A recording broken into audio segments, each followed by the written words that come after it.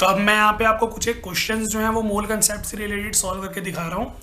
4 questions जो हैं वो आपको मिलेंगे नोट्स के अंदर, जिनमें से 3 क्वेश्चन मैं आपको सॉल्व करके दे रहा हूँ और एक क्वेश्चन जो होगा वो आप 4 क्वेश्चन जो है वो आप खुद ट्राई करोगे और उसमें आपको जो भी फिर डाउट्स वगैरह होंगे वो आप मुझसे पूछोगे ग्रुप के अंदर और मैं आपको डेफिनेटली जो है उनका रिप्लाई कर दूँगा। तो यहाँ पे जो फर्स्ट क्वेश्चन है वो ये है कि calculate the mass of 1 atom of silver और 1 मॉलिक्यूल ऑफ CO2। सिर्फ एक सिल्वर के एटम का कितना वेट होगा वो मुझे निकालना है और एक मॉलिक्यूल का कितना वेट होगा वो मुझे निकालना है। तो मोल कंसेप्ट को यूज़ करके ना मैं इसे सॉल्व कर सकता हूँ। तो यहाँ पे आप देखेंगे सबसे पहले क्वेश्चन नंबर 1 का फर्स्ट पार्ट है 1 एटम ऑफ सिल्वर और मैंने ना क्वेश्चन में ब्रैकेट में बताया हुआ है कि एटम जो है सिल्वर का उसका एटॉमिक वेट होता है 108 U। तो आप कहोगे सर इसमें क्या सॉल्व करना है, एक एटम का वेट होता है 108 यूनिफाइड मास या एटॉमिक मास यूनिट, हो गया सॉल्व। लेकिन मोल कंसेप्ट के अकॉर्डिंग मुझे सॉल्व करना है। मोल कंसेप्ट में हम ये वाले यूनिट्स यूज़ नहीं करते, मोल कंसेप्ट में हम हमारे कंपाउंड को ग्राम में एक्सप्रेस करते हैं। तो एक एटम का वेट इतना ही होता है मुझे मालूम है, लेकिन ये यूनिफाइड मास यूनिट्स में है, मुझे इसे कन्वर्ट करना है ग्राम्स के अंदर। तो बहुत ही सिंपल सा कंसेप्ट है। देखो 1 मोल ऑफ सिल्वर अगर मैं लूँगा तो उसमें जो ये वाला मेरा वेट आ रहा है इसे मुझे ग्राम्स में लेना पड़ेगा। 108 ग्राम ऑफ सिल्वर जो है उसमें प्रेजेंट होगा। 1 mole of silver contains 108 gram of silver. तो ये मेरे पास मेरा कंसेप्ट आ गया। अब इस कंसेप्ट को मैंने नंबर ऑफ एटम से भी रिलेट करना है। तो नंबर ऑफ एटम से मैं कैसे रिलेट करूँगा, यहाँ पे देखो 1 मोल के अंदर कितने हमारे एटम्स आ रहे होंगे सिल्वर के, एवोगैड्रो कांस्टेंट के बराबर। तो हमारे पास 1 मोल में होते हैं 6.022 इंटू 10⁻23 एटम्स ऑफ सिल्वर और 6.022 इंटू 10⁻23 एटम्स ऑफ सिल्वर का कितना एटॉमिक वेट आ रहा है, 108 ग्राम आ रहा है। इतने एटम्स होंगे तो इतना वेट आएगा। मुझे कितने एटम्स का निकालना है, सिर्फ 1 एटम का। तो एक सिल्वर के एटम का कितना वेट आएगा, 108 डिवाइडेड बाय 6.022 इंटू 10⁻23। तो ये वाली टर्म जो है वो मेरी ऊपर आके सीधा ही माइनस में हो जाएगी, 10⁻⁻23। मुझे यहाँ पे करना है 108 को डिवाइड 6.022 से। तो जब मैं इसको डिवाइड कर दूंगा तो मेरे पास आंसर आ जाएगा 17.934 इंटू 10⁻⁻23।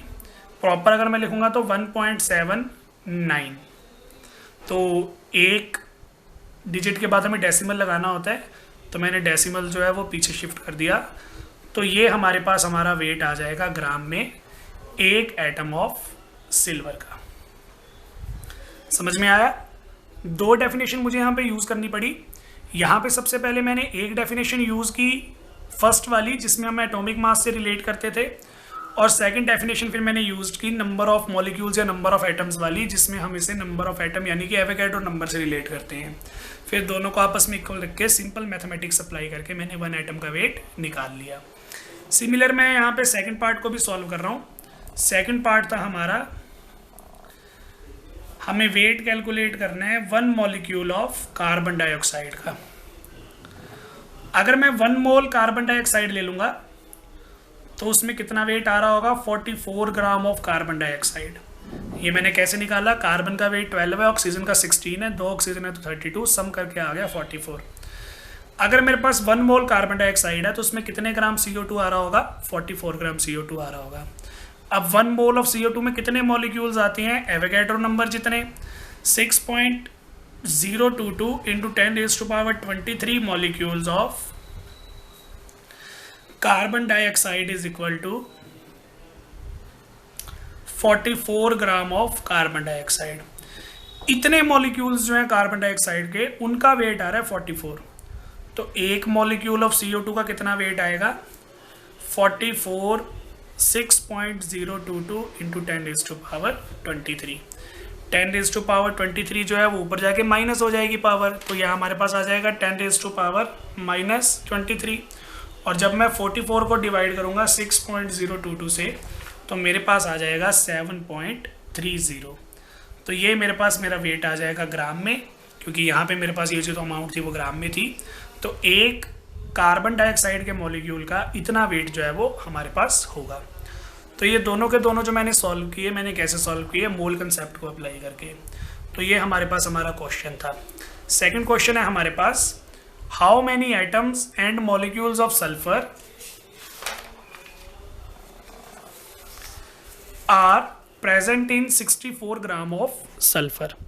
तो हमें यहाँ पे क्या बताना है कि हमारे कितने एटम्स और कितने मॉलिक्यूल्स, मतलब दोनों चीज़ें यहाँ पे मेंशन कर दी हैं। एटम्स के बारे में भी बताना है और नंबर ऑफ मॉलिक्यूल्स के बारे में भी बताना है जो हमारे 64 ग्राम सल्फर में प्रेजेंट होंगे। और देखो ब्रैकेट में ना मैंने लिख दिया S8, क्योंकि सल्फर जो होता है हमारा वो S8 की तरह एग्जिस्ट करता है नेचर के अंदर। तो ये हमारे पास हमारे सल्फर का कंसेप्ट है। अब इसमें देखो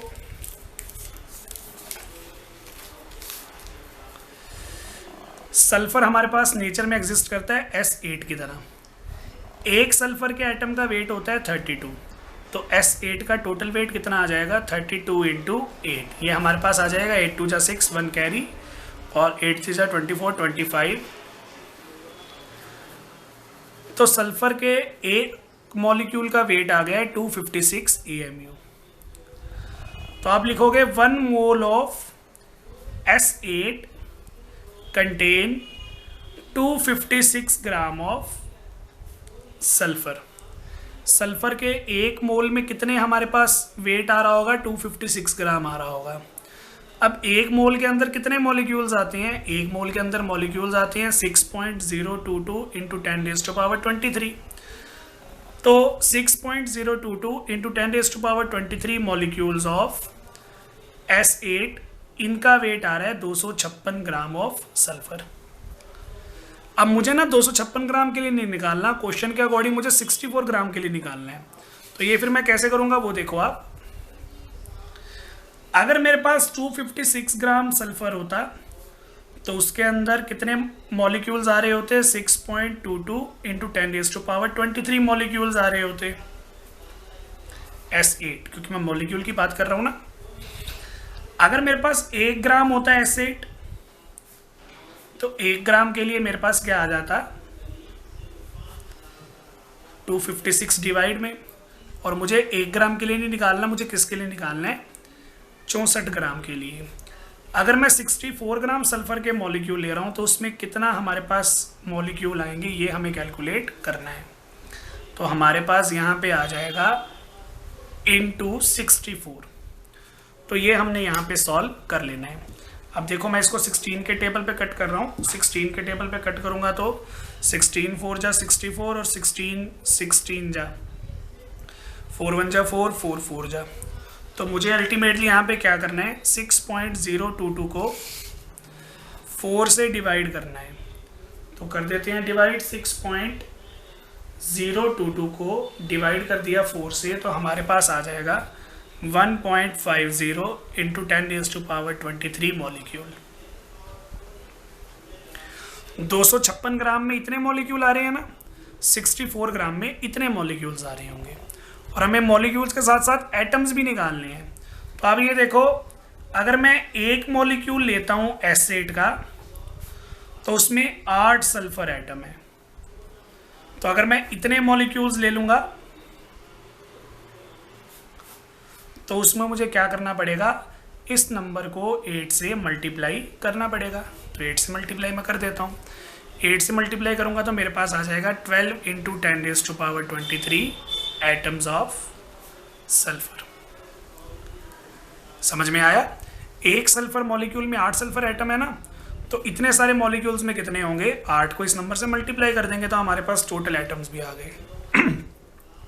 तो हमने नंबर ऑफ मॉलिक्यूल्स भी कैलकुलेट कर लिए सल्फर के, नंबर ऑफ एटम्स भी कैलकुलेट कर लिए जो 64 ग्राम के अंदर प्रेजेंट होंगे। तो ये हमारे पास हमारा केस था मोल कंसेप्ट के लिए।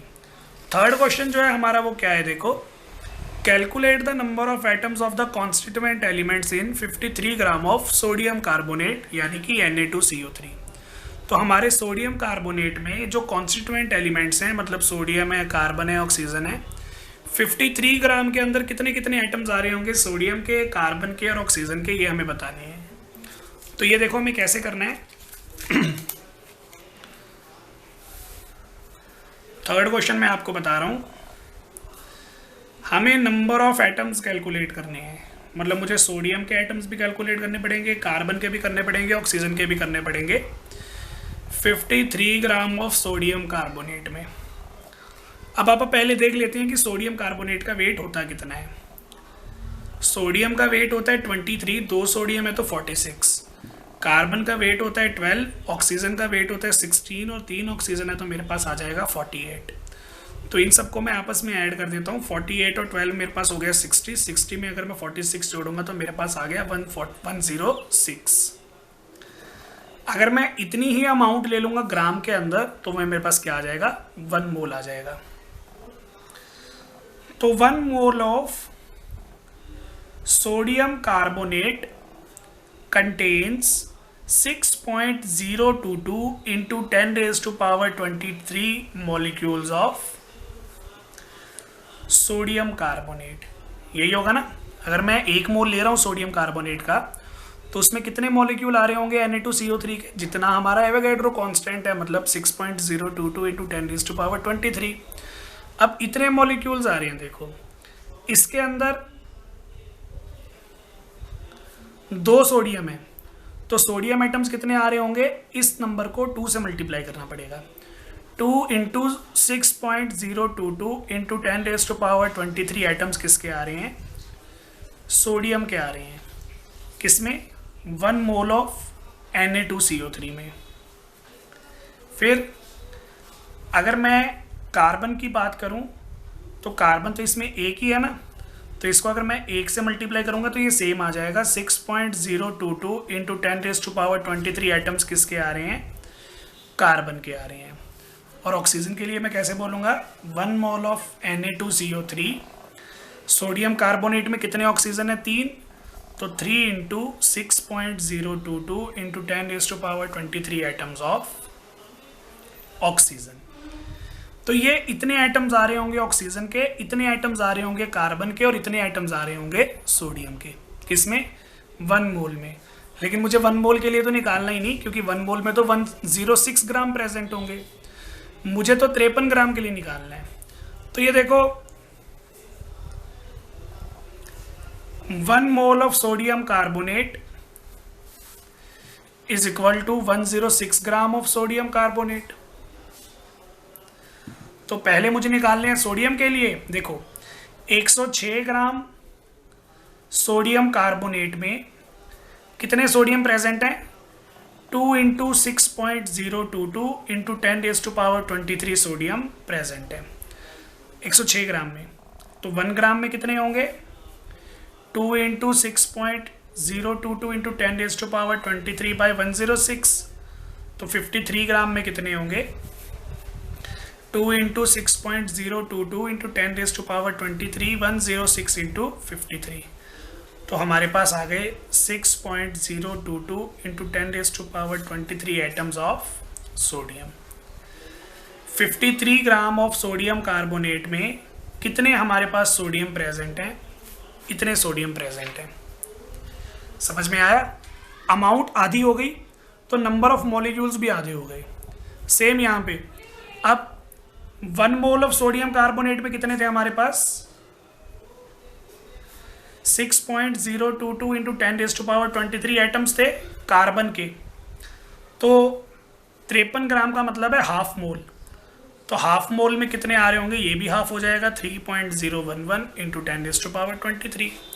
अगर आपको मेरा ये वाला तरीका समझ में नहीं आया तो आप इसी वाले मेथड से कर सकते हो। भाई 1 मोल में इतने हमारे पास एटम आ रहे हैं, 1 मोल का मतलब 106 ग्राम, 106 ग्राम में इतने एटम्स आ रहे हैं, तो 1 ग्राम में कितने आएंगे, 106 से डिवाइड हो जाएगा। फिर 53 ग्राम में कितने आएंगे, उसको 53 से मल्टीप्लाई कर देंगे, तो सेम आंसर आएगा। आप चेकआउट कर सकते हैं। और सिमिलर हम किसके लिए निकाल लेंगे, ऑक्सीजन के लिए निकाल लेंगे। तो फटाफट निकाल लेते हैं ऑक्सीजन के लिए।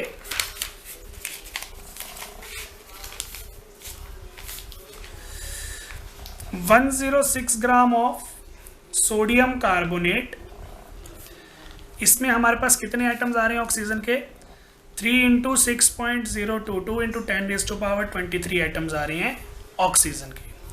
तो 1 ग्राम में कितने आ रहे होंगे? 3 इंटू 6.022 इंटू 10⁻23 आ रहे होंगे। और 53 ग्राम में कितने आ रहे होंगे? सॉरी, इसको 106 से डिवाइड नहीं किया था, 106 से डिवाइड भी होगा। 53 ग्राम में कितने आ रहे होंगे? 3 इंटू 6.022 10⁻23 इंटू 53 डिवाइडेड बाई 106। तो ये हमारे पास कट जाएगा 2 पे, ये हमारे पास कट जाएगा 3.011 पे। इसको मल्टीप्लाई कर देंगे 9.033 इंटू 10⁻23 एटम्स आ जाएंगे ऑक्सीजन के। तो एक ये हमारा आंसर आ गया। 2 आंसर हमने पीछे निकाल लिए। ये हमारा न्यूमेरिकल था, एक ये वाला आंसर था और एक ये वाला आंसर था। तो इस तरीके से आप ये न्यूमेरिकल जो है मोल कंसेप्ट कर सकते हैं। 4th क्वेश्चन मैंने आप ही के लिए छोड़ा है, आप उसे ट्राई करेंगे और अगर नहीं सॉल्व होगा तो पूछेंगे। ये था हमारा मोल कंसेप्ट, बाकी फिर हम डिस्कस करेंगे नेक्स्ट लेक्चर में। Thank you.